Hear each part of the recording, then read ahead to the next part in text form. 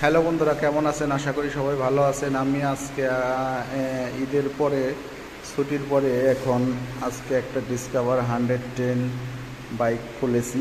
এই বাইকটা আপনার ভাবছি কানেক্টিং রডের সমস্যা, কিন্তু এটা কিন্তু কানেক্টিং রডের সমস্যা হয় না। এই যে হালকা পরিমাণ গজে আপনাদেরকে দেখাচ্ছি, এই যে দেখেন।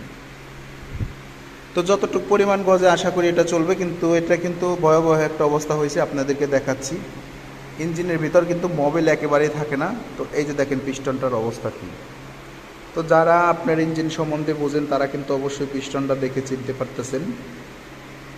পিস্টনটা একেবারেই কয়েকবার, আমার ধারণা কয়েকবার সিজ করছে পিস্টনটা, অথচ ইঞ্জিনটা আটকায় নাই, যার কারণে ইঞ্জিনের নয়েজটা একদমই বাজে হয়ে গেছে।